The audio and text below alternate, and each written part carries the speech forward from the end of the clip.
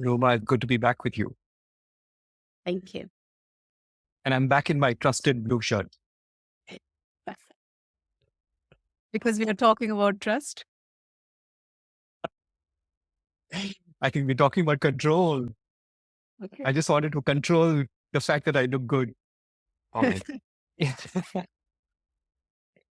Ruma, I think there were a lot of things that you touched upon in our last conversation. I just want to check if you want to give us a very quick summary of what we discussed the last time. Okay. Last time we were really talking about healthy control and toxic control. And, this is also leading from the fact that control is a theme around us. It's a stage of leadership, the first stage of leadership. That's where we are drawing from. So where we want to control everything, and inadvertently we are also controlled. Now, when we are controlled, actually, there is this visible forces of control, and then there are these invisible forces of control. And the visible forces of control actually make us feel safe, like the law and order and things, that the rules and regulations. So that's healthy control. And then the invisible forces around us that control us, whether through mechanisms of shaming, or there are other control mechanisms as well, which is what I'm terming as toxic control. And, when we have this desire to be free, what we really want to be free of is not free of healthy control, because that gives us safety and, security. But what we desire to be free of, when we talk about freedom, is actually be free from this toxic control. And that's where we have to also know how to practice some, bring in healthy control mechanisms within that toxic control, so we feel more free. Now, last time you very briefly touched upon 4 ways to be able to manage toxic control, Yeah. right? And I'm hoping that in this conversation we can go a little deeper into each one of them. Okay. Okay. Let me start with the first one, because I thought that was really interesting. You talked about designing conversations. Mm. Tell us a little bit more about that. Yes. So, typically when we start any conversation, let's say in a business context, there a conversation between a boss and a subordinate, or conversation between peers, or even conversation with clients. Typically, we talk about what we will cover on the agenda. So the agenda is something that we all, it gives structure, it gives us safety. So that's also part of healthy control. The invisible part is we don't talk about how we will conduct the meeting, or how we will conduct the conversation. It could be, if you're having a peer conversation, or if you're having a conversation with subordinate or with bosses, typically is the boss, or somebody needs to design this in a way where there is safety within that conversation, within that interaction. And the design could be as simple as, while we are talking about these things on our agenda, we will do this with mutual respect.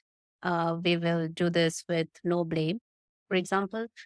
We will be open, and we will listen. So these are some intentions that we are setting even before we start the conversation or the meeting. And that is what I mean by designing a conversation.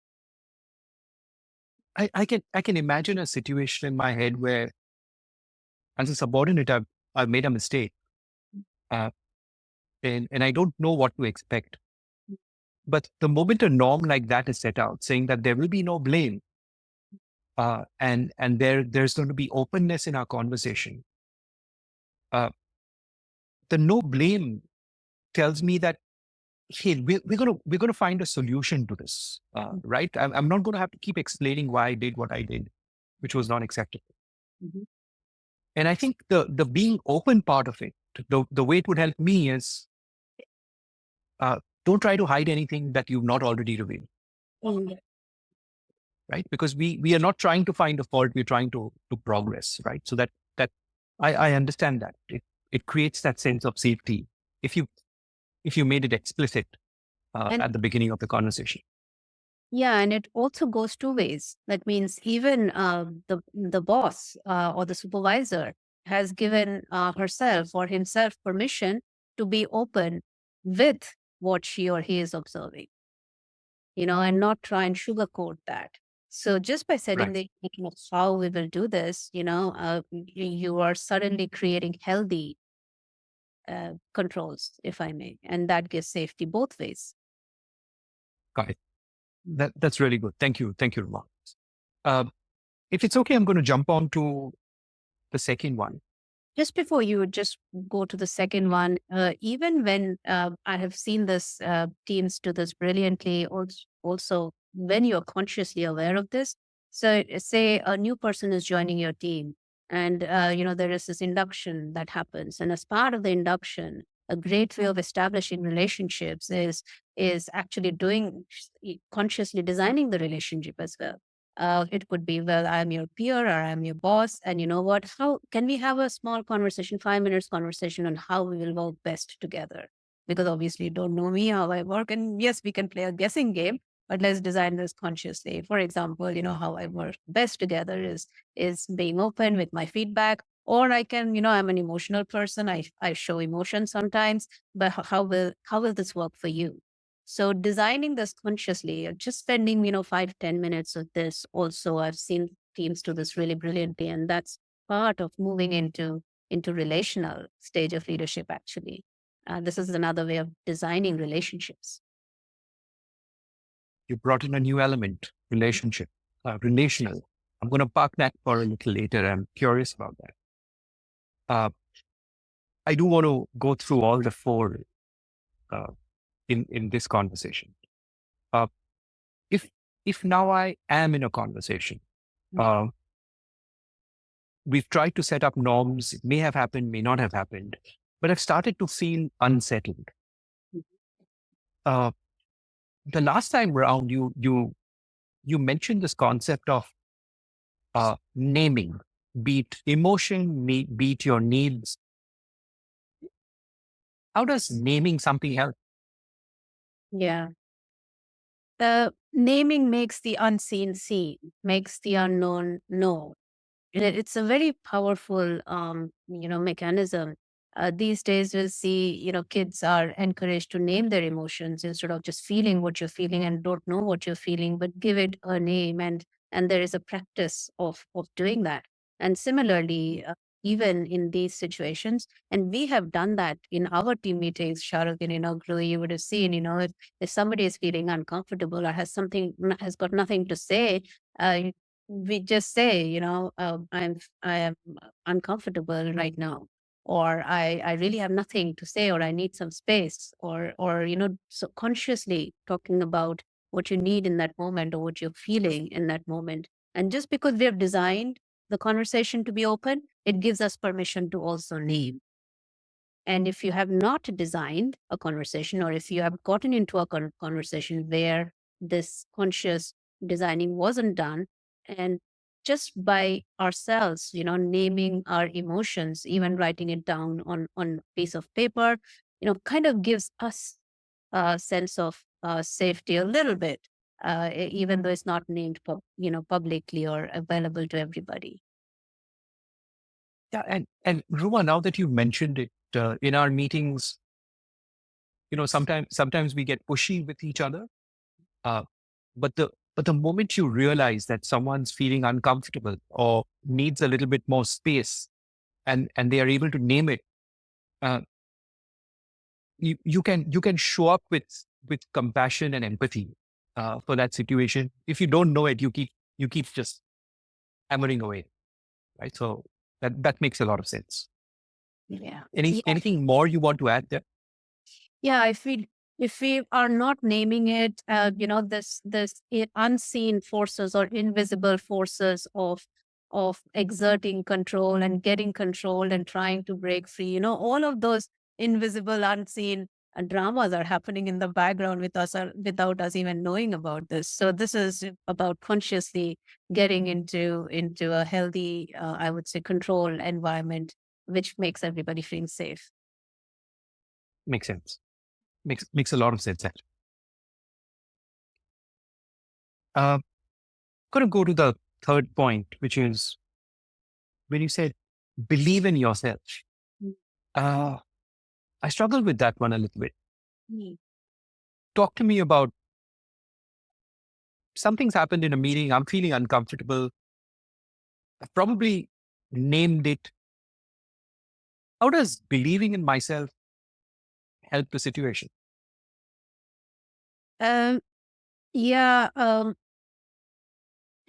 this is something which, given the fact that we are all growing up and have grown up and will probably continue to grow up in this invisible controlled environments, uh, most times, almost all the times, or there will be moments when we don't feel enough. And when we don't feel enough, we're feeling small, we either get controlled completely and we are, this feelings of anxiety, frustration, irritation because we're not able to break free, or we try to become bigger by, exerting toxic control. So these are mechanisms by which we, the patterns that show up when we feel small. Now, the question is, how do we get to that place of being completely comfortable in our skin? And that is something that is not, I'm not just talking about being confident and faking your confidence and you will get there. No, there are some shifts that need to happen internally, and that's our inner work. And that's something that we all have to do. There is, you know, uh, there is Ken Wilber who talks about 4 stages or 4 steps: growing up, waking up, showing up, and cleaning up. So growing up, waking up, showing up, and cleaning up. And this is part of our inner, I think, cleanup process that has to happen, and it needs to happen with some support, some kind of support. Either that support is with the buddy, with a trusted friend, or a trusted advisor, or your coach, or a therapist, or a spiritual director, or whatever that is. There needs to be some things that need to shift in the wiring, in the inner wiring. When we feel comfortable enough, we don't have to do this. We don't have to unconsciously, we will not unconsciously start exerting toxic control because we're feeling small. Right.